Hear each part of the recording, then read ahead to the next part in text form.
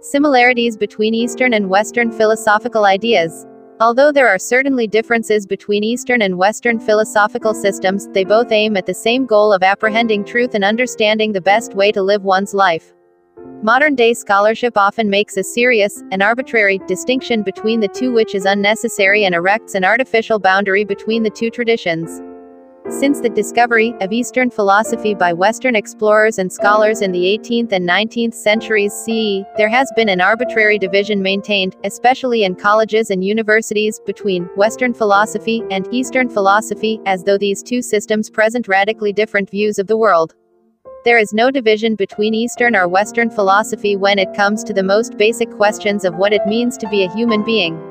The fundamental purpose of philosophy is to find meaning in one's life and purpose to one's path, and there is no major difference between Eastern and Western philosophy according to that understanding. The similarities between Eastern and Western philosophy are greater than any differences cited by modern-day writers and lecturers on the topic.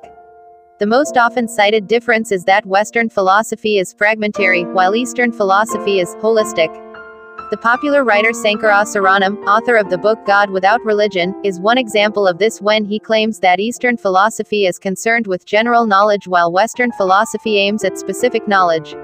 This refers to the popular understanding that Eastern philosophy, specifically Chinese philosophy, addresses the whole of human existence while Western philosophy, beginning with the Greeks, only focuses on certain aspects of the human condition.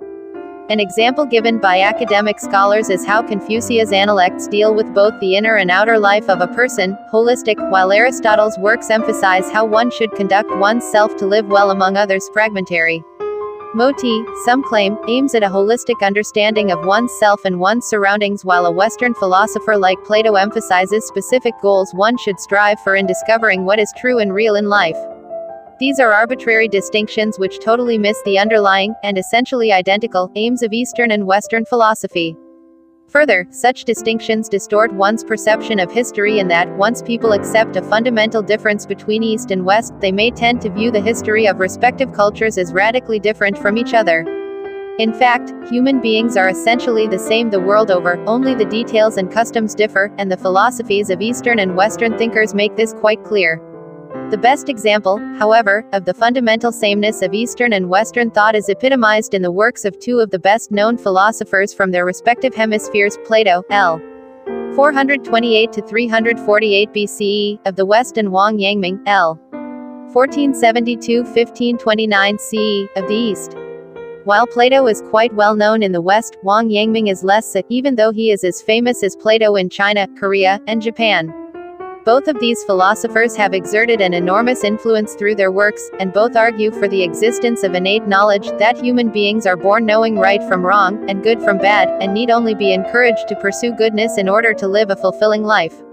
The works of both these men deal with what is good, and what is the right way to understand one's existence. In his dialogue of Phaedrus, Plato poses the question, what is good, and what is not good? Need we ask anyone to tell us these things? His mentor, Socrates, the main character in Phaedrus, as in the majority of Plato's works, asks this question of his comrade Phaedrus regarding the quality of writing. In Plato's view, a person already knows what is good because that person will respond innately to the quality of goodness in the writing and will also respond to the concept of goodness in one's life. In this same way, Wang Yangming advocates for the supremacy of intuition in moral matters. Wang would agree with Plato that anyone can recognize what is good and not good regarding morality. Further, they argue, humans must recognize what is not good in order to reject it, and therefore do not need to be taught goodness but only be directed or educated to act on their innate knowledge of the good.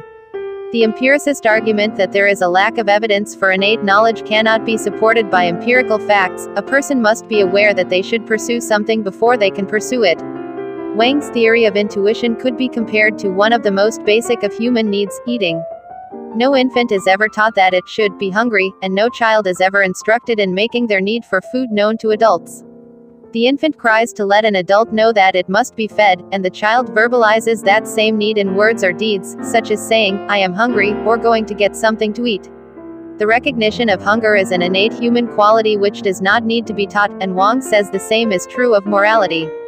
All that must be taught is how to apply that innate knowledge appropriately, in the same way that a child is taught the appropriate way to ask for food. In Plato's Meno, Socrates praises a slave who knows geometry although he has never been taught it. Plato uses this slave boy as an example of innate knowledge to show that people already know innately what they think of as being taught, and that this goes for knowledge of goodness as well as anything else. Just as a child knows when it is hungry, a person knows how to be good. Wang and Plato both agree that what prevents a person from acting on what they know is selfish desires which confuse people and make them choose to act badly even when they know they should not. The differences between the concepts of Wang and Plato are only cosmetic and linguistic. There is no difference in their fundamental ideas. Philosophers from the East have always been engaged in exactly the same pursuit as their counterparts in the West. There is no Eastern or Western philosophy, there is only philosophy. The love of wisdom knows no separate region, philosophy defies all boundaries and every kind of petty regional definition. Thank you. Please subscribe to our channel for more awesome videos.